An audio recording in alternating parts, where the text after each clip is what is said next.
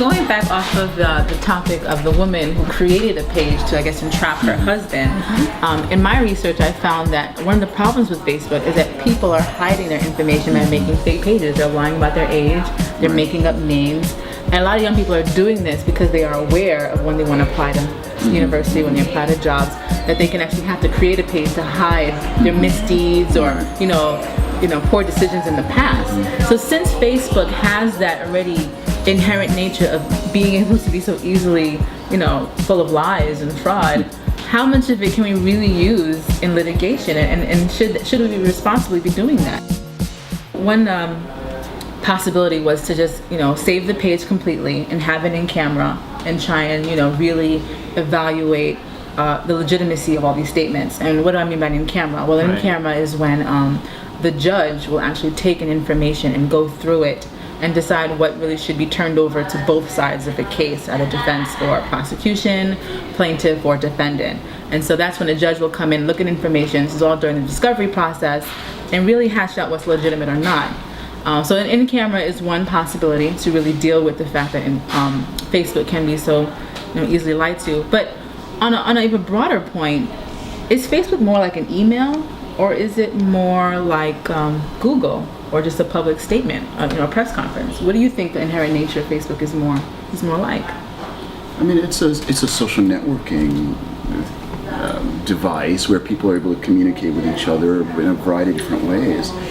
And I think that, to the extent your point of people sort of making up fake names or fake statuses and that sort of stuff, well, I think that shows their character. I mean, I think it could be used for that purpose, and so that's part of the issue. And it reminds me of, we were talking earlier about Anthony Weiner, that on Twitter, that people were out to get him. It was clear from one of the stories I read in the New York Times is that, someone approached the young woman in Washington State that he'd sent the photos to and wanted to know how to get to become closer to him.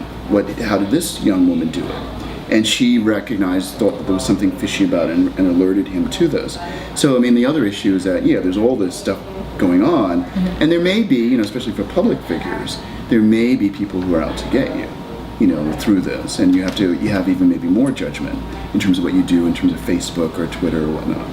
But as lawyers and with judges and legislation, shouldn't we be, I guess, a little bit more conscious about how much you can really imply and inherently use Facebook for? And I also have, not to sound like an ageist, but I do think there is something to be said for judges who are probably older in generation who don't even use Facebook at all, coming down with decisions and saying that there's no expectation of privacy on a Facebook page. Well, I think, just to your first point with respect to, the use of evidence, right? I mean, I think no matter where we get evidence from, we're going to question its legitimacy, and Facebook is no different.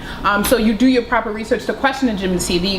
The rules of evidence with respect to hearsay and things of that nature still apply, I think, with respect to Facebook. And just back to your point with regards to whether it's emails, do you equate it to emails as well as other writings? Well, the states such as New Jersey and California and things of that nature have actually used or compared social media sites to emails and stating that you don't have a reasonable expectation of privacy with respect to those things, just as you don't in emails. Once you send that email out, it's out, whether it's to one person or 500. I always thought that the email and privacy was more, they would evaluate factors. Where was this email sent? Was it sent from your job? How many people was it sent to? Who was it sent to?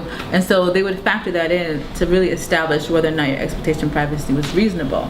With Facebook, it's a little bit different because, Well, is it factors with respect to where it was sent, or factors with respect to how relevant it is to this particular case and whether it's going to be admissible or not? So with Facebook, for example, the case that we talked about in Suffolk County, there was something on the regular page, the broader page, that led them to believe that she has, there's an issue with regards to her personal injury action. So now discovery is very broad, as Ellie said, with respect to New York. So if you have something that may lead you to evidence that is admissible or may lead to admissible evidence, you want to search it out. And even with emails, it depends upon the nature of the email. So some of the emails, if you're on a listserv where there's hundreds of people on the listserv and you're sending something through what expectation of privacy would you possibly have there? I think a lot will depend upon what you're sending and who you're sending it to.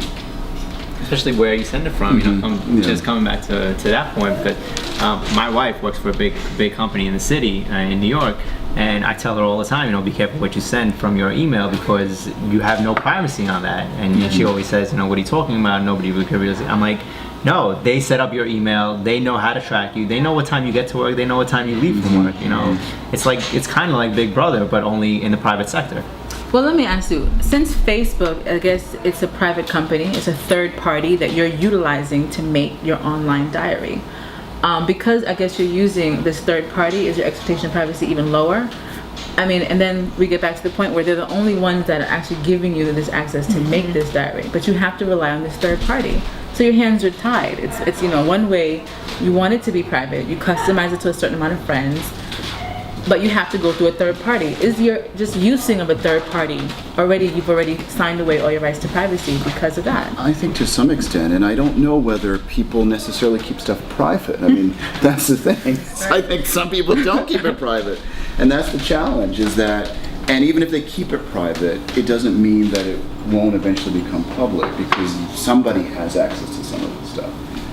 Let me ask you this. As attorneys, let's say we're defending a case, and we want to get information from a witness to impeach them later on.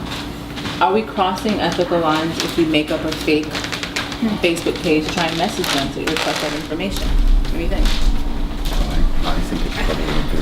Yeah, absolutely. I think so. I think that's like entrapment. Yeah, I would absolutely think so. If it smells funny, you know, something's wrong with it. Right.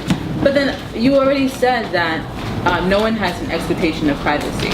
So if we already create a false page and this leads to information, that person, when they decide to divulge that information to your fake person, there's no expectation of privacy. So what lines have you crossed? Well, now you're at a setup, though. Now Right, you're and like, as a lawyer, I mean, you are a lawyer, and so you have some ethical responsibilities, and so I think that would be a problem.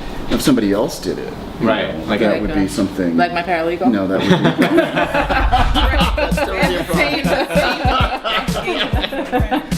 be a problem. Okay. But if somebody else did it and did that, you know, then that might be fine. But anybody under your, you know, tutelage, that would be definitely a problem. Okay. As we know, our society is changing. Everything is photographed. I went to a funeral recently. They're whipping out cameras to record the proceeding, and so you're tagged in it, and you're kind of just sucked into whether you want to be or not. And it's going to be used in litigation whether you want to or not. And so we just need to be conscious of that. I want to thank everyone here for coming in and discussing it. Professor Baines, Ms. Blocker, Mr. Babayev, thank you again. Thank you. Thank you. thank you very much.